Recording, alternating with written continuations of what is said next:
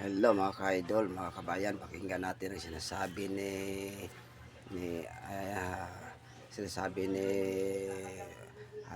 dating presidente, lalo po sa mga ABS-CBN po pag interview sa kanya. So pakinggan po natin mga kabayan. So thank you so much. Patuloy tayo sa ating videos, panonoorin ninyo.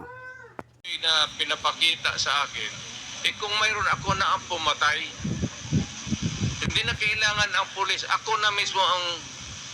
Kung may ebidensya po tayo na involved siya sa droga, papatayin nyo rin po sa Oo. Cartel Yang? Ako. Maniwala ka.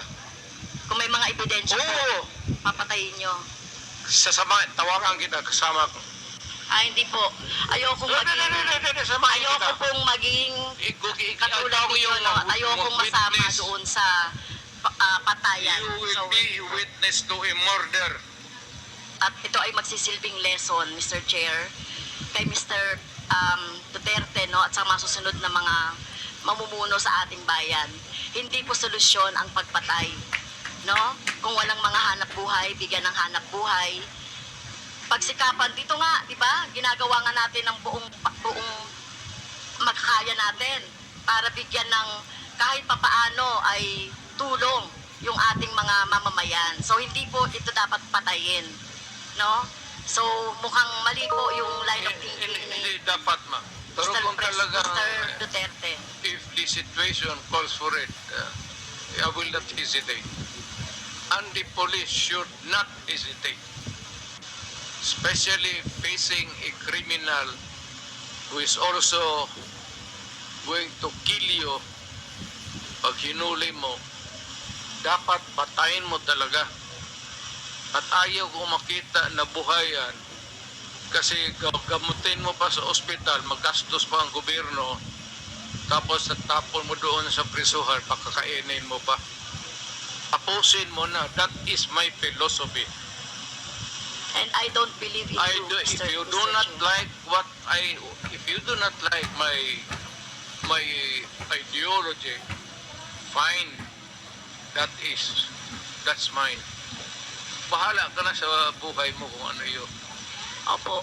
At bahala na rin po yung yung justisya, no, yung batas sa inyo po, whether dito sa bansa or sa ibang bansa po. Naging presidente Pero ako. kung ganyan po yung Mr. Chair, kung ganyan ang line of thinking ni Mr. Duterte, na walang ganyan niya ituring ang mga mamamayan, na kapag hindi niya mabigyan ng hanap buhay, nagdroga yan, patayin na lang. So what kind of thinking of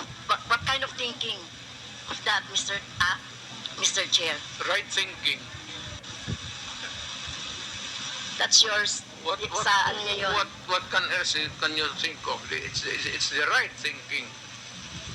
I don't believe in you. Well, Okay, next, Mr. I'm not Chair. asking you to believe in me. Okay, fine. Far from it. Fine, Mr. Chair. In same Senate hearing, Mr. Chair, Mr. Duterte said, encourage the criminals to fight. Encourage them to draw their guns. Yan ang instructions ko. And the only way na hindi kayo makulong, and to justify the killing is bigyan mo talaga ng panahon na lumaban. Okay? So, madalas po, Mr. Chair, no, nababanggit dito, self-defense ng mga pulis, yung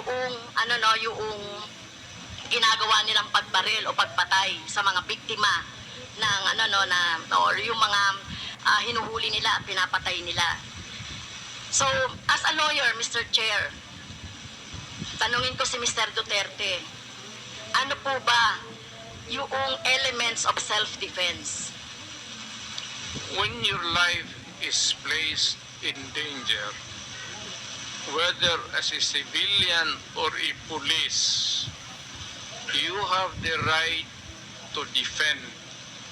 And if your life is in danger, kill the idiot in front of you, or you will die as an idiot. At yung criminal, malayang but have the satisfaction of doing his thing. Okay,